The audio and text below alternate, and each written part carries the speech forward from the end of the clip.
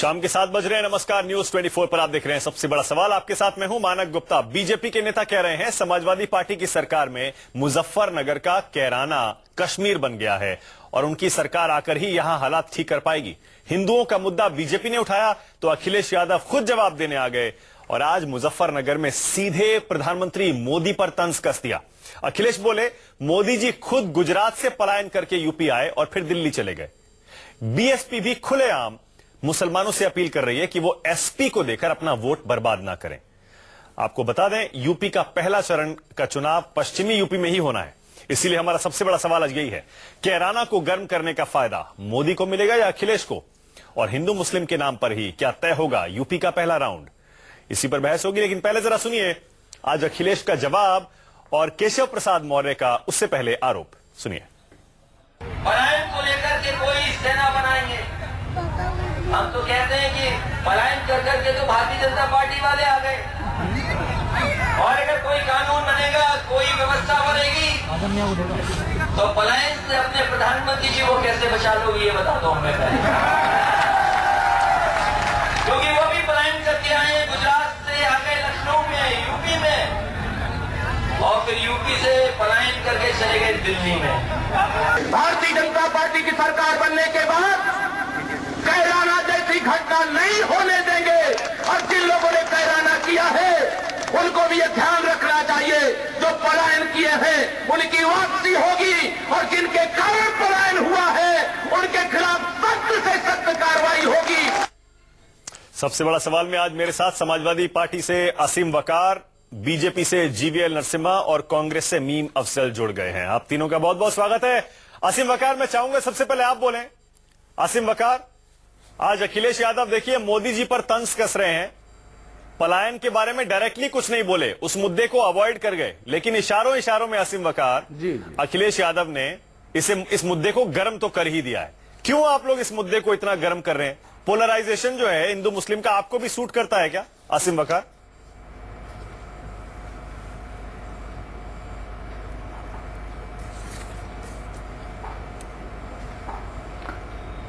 देखिए, पूरे देश में जो झूठा है उसका मुंह तो काला होना ही चाहिए। जो झूठ बोलकर और गुमराह करके हिंदुस्तान की फिजाओं को खराब करना चाहता है उसके बारे में लोगों को जानकारी तो होना ही चाहिए। तो मैं समझता हूं कि ना तो आदमी झूठ बोले और ना फिर बदनाम हो। तो अगर झूठ बोला जा रहा है और गंदगी फैलाई जा रही है, गंदी बातें की जा रही हैं, तो उसको उजागर भी होना चाहिए। और मैं समझता हूं समाजवादी पार्टी का फोन बज रहा है, सरकार बनाने जा रही है। माननीय मुख्यमंत्री अखिलेश यादव जी दोबारा से मुख्यमंत्री बनने जा रहे हैं, और हकीकत यह है कि कैराना जैसे मुद्दों को या बाकी काट और माट इस तरह के मुद्दों को उठाकर भारतीय जनता पार्टी ने अपना असली चेहरा उत्तर प्रदेश की जमीन पर दिखाया था। लेकिन उत्तर प्रदेश की जो नौजवान जनता है और जो तरक्की याफ्ता जनता है वो सिर्फ और सिर्फ तरक्की की बात चाहती है, विकास की बात चाहती है, प्रदेश का डेवलपमेंट चाहती है, अपना डेवलपमेंट चाहती है, अपने परिवारों का डेवलपमेंट चाहती है, एजुकेशन चाहती है। और इस तरह के जो भटकाने वाले और भड़काने वाले लोग हैं, इनकी बातों में अब उत्तर प्रदेश की आवाम नहीं आने वाली है। यही हकीकत है। हाँ, जीवीएल जवाब देंगे, क्यों आप कह रहे हैं कैराना कश्मीर बन गया है? भड़काऊ बयान इस तरह के एक बार नहीं बार बार आ रहे हैं, और हम तो सुन ये भी रहे हैं कि मोदी जी जब अपनी रैलियां शुरू करेंगे वो भी पलायन का मुद्दा उठाने वाले। मानक जी, जो सपा कितने भी झूठ बोले सच को नहीं छुपा सकते हैं, क्योंकि जो वोट बैंक राजनीति के जरिए ये केवल सत्ता में नहीं आए हैं, कि वोट बैंक राजनीति पूरे लॉ एंड ऑर्डर को इन्होंने एक तरह से इसको सांप्रदायिकीकरण कर दिया। हर पुलिस थाने में इनको सूट करता है, ऐसे ही जाति, ऐसे ही संप्रदाय के लोगों को बिठाते हैं और पूरे किसी और की सुनवाई तक नहीं होती है। तो इसलिए जो थाने से जो खबर मिलेगा बिल्कुल झूठा मिलेगा।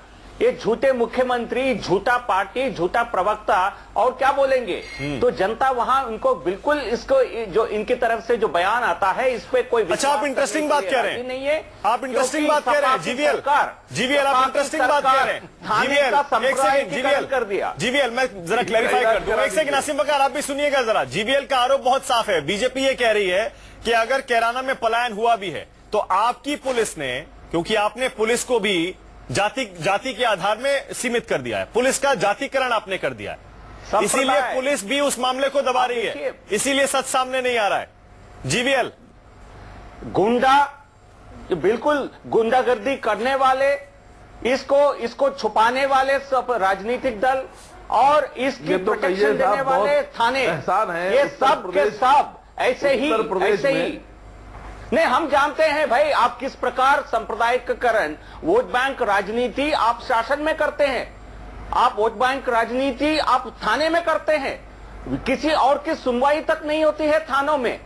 तो ये हर गांव में ये खबर है, आप पश्चिम उत्तर प्रदेश में जाकर देखिए। जवाब तो सुन लीजिए जीवीएल साहब, आप तो बोल रहे हैं, अपने काडर को मैंने तो अभी कुछ कहा ही नहीं है आपसे। मैं तो ये कह रहा हूं कि भारतीय जनता पार्टी की सरकार हिंदुस्तान के केंद्र में है।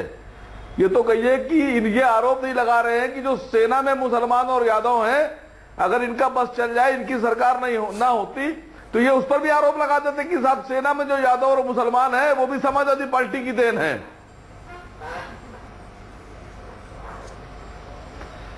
और जो महाराष्ट्र में, बिहार में, हरियाणा में, राजस्थान में, नहीं तमिलनाडु में, आंध्र प्रदेश में जो मुसलमान और यादव है, आप वो भी समाजवादी पार्टी की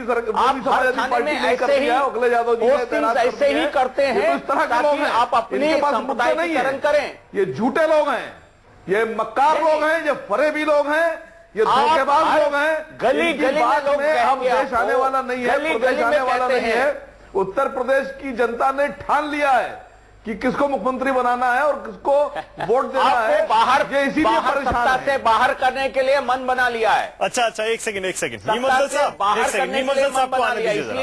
मीमफजल साहब जरा एक बात बताइए। अखिलेश ने आज जो मोदी जी पर तंज कसा, मीमफजल साहब, उन्होंने कहा कि जो पार्टी पलायन की बात कर रही है, उनके प्रधानमंत्री खुद गुजरात से पलायन करके आए हैं यूपी और यहां से दिल्ली चले गए। ये इशारा किस तरफ था? इशारा इस तरफ तो नहीं था कि खुद तो आपके पास कोई लोकल चेहरा है नहीं यूपी में, और यूपी के मुद्दे आप ऐसे उठा रहे हैं जैसे अच्छी तरह यूपी को जानते हैं, आप समझते ही नहीं है यूपी को। कहीं ये तो संदेश नहीं था, आरोप नहीं था?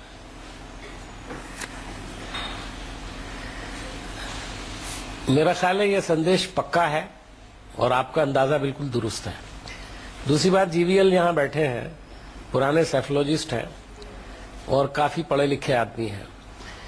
मुझे नहीं समझ में आ रहा कि वो आज किस तरह की बात कर रहे हैं। ठीक है, वो एक भारतीय जनता पार्टी जैसी पार्टी उन्होंने ज्वाइन कर ली है, लेकिन कम से कम उन्हें ये तो सोचना चाहिए कि देश का भला जो है वो किस चीज में है। क्या हम लोग हिंदू मुस्लिम सिख ईसाई इस राजनीति में फंस के सिर्फ इलेक्शन जीतने की बात करेंगे? मैं समझता हूं कि अभी आपने कहा वोट बैंक किसको समझते हैं आप लोग? वोट बैंक वो होता है जिसको बैंक में जमा करा दिया जाता है, उस पैसे को जो जमा रहता है, और जब जरूरत पड़ती है उसको निकाल लेते हैं। अगर किसी भी कम्युनिटी को अगर आप वोट बैंक कह रहे हैं तो मैं समझता हूं उससे बड़ी बेइज्जती की बात किसी की नहीं हो सकती। मैं दूसरी बात कह रहा हूं, खास तौर पे अब मुझे लगता है जेनरिक बात ना करें, मैं स्पेसिफिकली कैराना पर आपका ध्यान खींचना चाहता हूं। मीमफजल साहब, एनएचआरसी की रिपोर्ट ने कहा था 250 हिंदू फैमिलीज, 250 हिंदू परिवार कैराना से गए, ये सच है? 250 हिंदू परिवार गए हैं। अब आप उसे लॉ एंड ऑर्डर मान लीजिए या आप उसे देखिए कोई और मसला मान लीजिए, गए हैं, आप इसे अवॉइड तो नहीं कर सकते। आतंक के कारण गए हैं, आतंक के कारण गए हैं, उसकी वजूहात भी बहुत सारी है। साफ लिखा हुआ है किसके कारण गए हैं।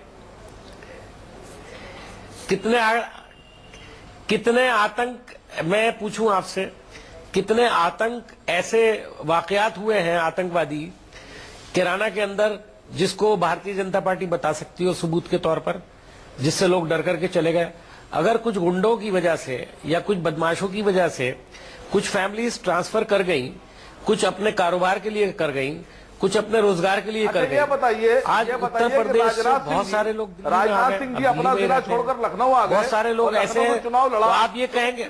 अच्छा, एक एक करके देखिए। आसिम बकार एक सेकंड, आसिम बकार एक सेकंड, आसिम भाई एक सेकंड, मैं ये कह रहा हूं, देखिए आप दोनों सहयोगी हैं, मीमफजल साहब और आप, एक एक करके बोलेंगे तो ठीक रहेगा। दो मिलके एक साथ ना चढ़े जीवीएल पर, उनको भी मौका दीजिएगा जरा। नहीं, मैं पहले मीमफजल कंप्लीट कर लें, उसके बाद जीवीएल आपकी बात आ रहा हूं। कंप्लीट करिए जीवीएल साहब से। हाँ, सिर्फ मैं ये पूछना चाहता हूं कि आपके चैनल को जो लोग भी देख रहे हैं वो जरा दिल पर हाथ रख करके बताएं कि कश्मीर में जो कश्मीरी पंडितों का पलायन का मामला है, क्या उसको मुजफ्फरनगर से उसकी तुलना की जा सकती है? अगर भारतीय जनता पार्टी ये काम करने की कोशिश कर रही है, उनके लीडर ऐसा कर रहे हैं, तो देश को धोखा नहीं दे रहे हैं, वो लोगों को भयभीत नहीं कर रहे हैं। मैं इसका जवाब दूंगा। हाँ जी, मैं इसका जवाब दूंगा। मानक जी, आप जैसा सही क्या कश्मीर कश्मीर और किराना को बराबर रखा जा सकता है? हाँ जी, लेकिन जो हुआ है स्केल अलग हो सकता है। जो हुआ है लगभग एक ही प्रकार का कार्यक्रम हुआ है, वहां एक ही प्रकार के घटनाक्रम हुआ है। यहां भी एक आतंक के कारण, बीच में एक साल आपको ये बात याद क्यों नहीं आई? के आतंक के कारण बीच में एक साल क्यों ये बात याद नहीं आई? लगातार कह रहे हैं दूसरी बात। नहीं, मीम अफजल जी, मुझे बोलने दीजिए। नहीं उठा रहे आप नहीं उठा रहे। मीम अफजल बीच में आप लोग खामोश हो गए थे। नहीं, सुन लीजिए, सही समय पर सही मुद्दे को उठाएंगे। हम प्रतिदिन हम हर विषय को नहीं उठा सकते हैं। कश्मीर वाला जो विषय है हम प्रतिदिन थोड़ी उठाते हैं। जब समय होता है, जब उसके लिए कोई बैकग्राउंड होता है, कॉन्टेक्स्ट होता है, तभी कहा जाता है। लेकिन सच्चाई को आप ढक नहीं सकते। चुनाव आता है जब उठाते हैं। और मीम अफजल जी कि पलायन से आपको कुछ नहीं लेना देना, आपको इलेक्शन से लेना देना है। नहीं, कश्मीर पंडित का इश्यू नहीं, बिल्कुल नहीं है, क्योंकि आपको इलेक्शन से लेना देना है। हाँ, तो मीम अफजल जी, पर्सनली चुनाव हो रहा है, आपको सुन लीजिए, जब वक्त होता है, आप अपने पार्टी, सिर्फ चुनाव का वक्त होता है। नहीं, जब सही वक्त होता है, नहीं, चुनाव के समय तो उठेगा ही उठेगा। क्यों नहीं उठेगा बताइए? ये जनता का सही विषय वक्त है। चुनाव के वक्त होता है। आप ऐसा सरकार चाहते हैं जब तुष्टीकरण करते हैं। नहीं, आप सुन लीजिए ना, आप अपने पार्टी के रिपोर्ट को नहीं पढ़ते हैं। आपकी पार्टी सबसे ज्यादा तुष्टीकरण करती है। मीम अफजल जी, आप सज्जन पार्टी में नहीं है, आपका नहीं चलता है। तुष्टीकरण किया है। एंथनी का रिपोर्ट पढ़िए, एंथनी का रिपोर्ट पढ़िए। सरकार ने चुनावी हार का सबसे बड़ा कारण, नहीं, मानक जी, ये बिल्कुल मेरे साथ न्याय नहीं हो रहा है। मुझे कंप्लीट करने दीजिए। ऐसे कमेंट्री नहीं चल सकती है। कमेंट्री नहीं हो सकती है ऐसे। मीम अफजल साहब एक सेकंड मीम अफजल साहब, जरा उनको बात पूरी करने दीजिए। आपको भी पूरा मौका मिला था। एक सेकंड असीम वकार, एक सेकंड आ रहा हूं। जीवीएल पहले आप अपनी बात पूरी कंप्लीट करिए। हाँ, क्या कह रहे हैं? नहीं, मुझे अब देखिए, इसे सबसे ज्यादा तुष्टीकरण करने वाली कांग्रेस पार्टी है। एक एंथनी का रिपोर्ट जो सभी मीडिया में छपा है, इसको अच्छा, मुद्दे पे आ जाइए। जीवीएल मुद्दे पे आ जाइए। साफ लिखा है, यूपी का पहला चरण वेस्टर्न यूपी में है, ठीक है। वहां मुजफ्फरनगर है, वहां पर कैराना है, और वहां और भी ऐसे इलाके हैं जहां पर दंगों के बाद हालात बहुत पोलराइज हो गए थे। 2000 मुद्दे पर आएंगे। एक सेकंड क्या लग रहा है आपको? क्या लग रहा है आपको? पहले चरण में यही सबसे बड़ा मुद्दा है क्या? पलायन और हिंदू मुस्लिम, यही सबसे इसी पे तय हो जाएगा क्या सब कुछ? सुन लीजिए, नहीं, मानक जी, इसको मुद्दा बनाने वाले कौन है? प्रतिदिन एक संप्रदाय का नाम लेकर के मुस्लिम वोट सुबह से रात तक चर्चा कहां होता है? राजनीतिक दल करते हैं, सपा करती है, बसपा करती है, मीडिया करती है। आप इस देश में हिंदू का शब्द बोलना कम्युनलिज्म है और सांप्रदायिकता है। मुस्लिम का नाम बोलना मुस्लिम सेक्युलरिज्म है। ये कौन सा दुर्भाग्य है? बीएसपी और आप दुर्भाग्य है। हाँ, असीम वकार जवाब दीजिए। मायावती और आप लोग यही तो कर रहे हैं, आप भी तो मुस्लिम वोट कर रहे हैं। अब देखिए, मुद्दा वहां पर है, ऐसा नहीं है मुद्दा नहीं है। अब वो लॉ एंड ऑर्डर की वजह से है तो भी आपकी नाकामी है। परिवार तो वहां से गए हैं छोड़ के, अगर किसी और वजह से गए तो भी आपकी नाकामी है। बहुत हाथ जोड़कर जेवीएल साहब से हाथ जोड़कर, अरे सुन तो लीजिए सर। हाँ, सर सुन तो लीजिए। हाँ, सर सुन तो लीजिए। पूरे हिंदुस्तान में आजादी के बाद से लेकर आज तक अगर दहशत और डर के मारे कोई पलायन अगर कहीं किसी स्टेट में हुआ है तो वो गुजरात है, महाराष्ट्र है। ये ना आप इनकार कर सकते हैं, ना हम कर सकते हैं, ना हिंदुस्तान की आवाम कर सकती है। लेकिन जिस पार्टी के प्रवक्ता से आप बात कर रहे हैं, जेवीएल नरसिम्हा राव साहब, इनकी मानसिकता बता दूं कि जब प्रधानमंत्री मनमोहन सिंह जी, आप अपने मानसिकता बारे में बताइए भाई साहब। आता है आप केवल मोदी जी हैं कि देहाती औरत मनमोहन सिंह को बोलते हैं, और जब आप उनसे गले मिलते हैं, आप कहां जा रहे हैं भाई? गले मिलते हैं, कहां जवाब करते हैं, आप बिना बुलाए आप दावत में चले आते हैं, तो आपके प्रधानमंत्री आसिम वकार, आसिम वकार, ये मुझे ये बता दीजिए आसिम वकार, बस ये बता दीजिए वहां से परिवारों का पलायन मुद्दा क्यों नहीं है? आसिम वकार, चाहे लॉ एंड ऑर्डर है, सुन लीजिए, नरेंद्र मोदी जी चाहे लॉ एंड ऑर्डर है, एक सेकंड, चाहे लॉ एंड ऑर्डर पर आपकी नाकामी है या फिर कोई हिंदू मुस्लिम है, कुछ और मसला है, परिवारों की वहां से पलायन, ये मुद्दा क्यों नहीं होना चाहिए? मुझे ये बता दीजिए। मुंह पर कालिक उसी वक्त पोत दी गई थी। सर कैसी बात कर रहे हैं आप? कहीं कोई पलायन नहीं है, झूठी रिपोर्ट दी थी, मरे हुए लोगों का नाम डाल दिया था, जो 20 साल पहले गया उसका नाम डाला, जो 25 साल पहले गया उसका नाम डाला, जो बच्चों को पढ़ाने के लिए गया उसका नाम डाला, जो कारोबार के लिए गया उसका नाम डाला, जिसकी मौत हो चुकी थी उसका भी नाम डाल दिया लिस्ट में। ये झूठे लोग हैं। हुकुम सिंह ने ये साजिश के तहत और मक्कारी के तहत ये रिपोर्ट दी थी और समाजवादी पार्टी ने और मीडिया ने आपकी बौखलाहट साफ झलक रही है। रिपोर्ट की औकात उसी वक्त दिखा दी थी। एक चैनल पर हुकुम सिंह साहब मेरे साथ बैठे थे, मैंने हुकुम सिंह साहब को चैलेंज किया, तो मैं आपको वीडियो क्लिप दूंगा उसकी। सर एक नेशनल मीडिया पर बैठा था, हुकुम सिंह साहब ने मुझसे कहा एक नेशनल मीडिया पर कि साहब मुझसे गलती हो गई है, कब तक छुपाएंगे लोगों ने बनाई थी, सच्चाई को? अच्छा चलिए कि उस लिस्ट में बहुत सी कमियां हैं, खामियां हैं और मरे हुए लोगों का नाम आ गया है। अरे ठीक है, वो हमें भी पता है, हमें याद है, उन्होंने कहा था। एक सेकंड, मैं प्रूफ देने को तैयार हूं। ठीक है आसिम वकार, लेकिन एनएचआरसी की रिपोर्ट भी है, एनएचआरसी की रिपोर्ट पर आपको भरोसा करना पड़ेगा। 250 हिंदू परिवारों ने वहां से पलायन किया, इसमें कोई शक नहीं। हमारे रिपोर्टर भी गए हैं, पूरा मीडिया वहां पर गया, देख कर आया, हालात वहां पर नॉर्मल तो थे नहीं। जीवीएल, लेकिन एक बात बताइए, अच्छा एक सेकंड, मीम अफजल साहब, एक छोटा सा कमेंट आपसे। मीम अफजल साहब, इसका मतलब ये हो गया कैराना और पलायन और मुजफ्फरनगर के दंगे और हिंदू मुस्लिम, इसी पर पहला राउंड तय होगा क्या? से पलायन किया उसकी बात क्यों नहीं करते हैं आप? हाँ मीम अफजल साहब, बिल्कुल नहीं होगा। मैं समझता हूं ये कोई नहीं जाता है देश के आवाम की, उत्तर प्रदेश के आवाम की इंसल्ट है।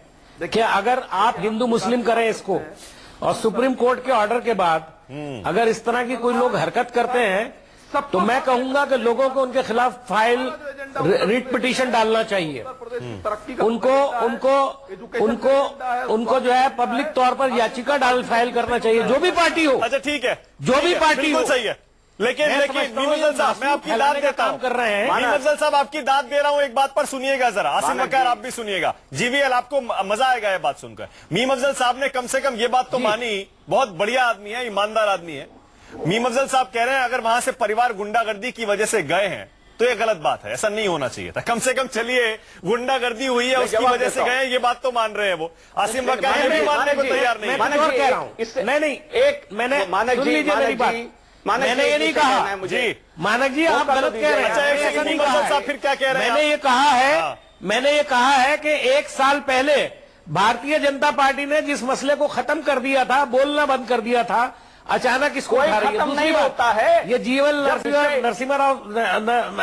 नरसिम्हा राव जी कह रहे हैं, ये कह रहे हैं, सुन लीजिए, ये कह रहे हैं कि मुजफ्फर किराना का मसला है।